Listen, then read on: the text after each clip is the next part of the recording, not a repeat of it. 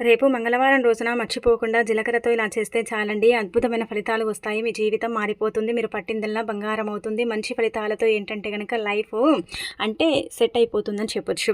నార్మల్‌గా ఏంటంటే జీలకర్ర ప్రకృతి నుంచి లభిస్తుంది కాబట్టి చాలా శక్తి ఉంటుందని శాస్త్రాల్లో చెప్పబడుతుంది. జీలకర్ర ఏంటంటే గనక ధనాన్ని అంటే ముఖ్యంగా రప్పించడానికి ఉపయోగపడుతుంది. మనకేంటంటే డబ్బు లేక కొన్ని సార్లు నరకం చూస్తూ ఉంటాం కదా! దాని నుంచి మనం బయటపడటానికి జీలకర్ర అనేది ఉపయోగపడుతుందనమాట. అందుకే రేపు మంగళవారం రోజున ఏం చేయండి అంటే కనుక ఒక అర స్పూన్ జీలకర్ర తీసుకోండి. మన ఇండ్లలో ఉంటుంది కదండి జీలకర్ర, అదే తీసుకోండి. దీనికోసం ఏంటంటే కనుక ప్రత్యేకించి కొనాల్సిన అవసరం లేదు.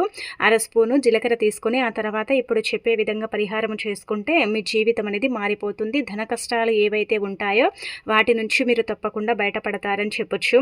అందుకే ఏం చేయండి అంటే జీలకర్ర అనేది తీసుకోండి. అర స్పూన్ ఒక తెల్లని కాగితంలో తీసుకోండి, అంటే పేపర్లో తీసుకోండి. తీసుకున్న తర్వాత మీకుండే డబ్బు కష్టాలు అంటే ఏవే కష్టాలు ఉన్నాయో ఆ కష్టాలన్నీ కూడా చెప్పండి. సంపాదించింది మిగలదు, సంపాదించింది సరిగ్గా సరిపోదు, ఇలాంటివి ఉంటూ ఉంటాయి కదండి. అలాంటి వాటన్నిటి నుంచి కూడా బయటపడాలని గట్టిగా సంకల్పం చెప్పుకొని ఆ తర్వాత ఏంటంటే తల చుట్టూదా 7 సార్లు తిప్పి ఆ జీలకర్ర పెట్టిన పేపర్ ఉంటుంది కదా, దాన్ని ఏంటంటే కనుక ఇంటి బయట కాల్చేయండి.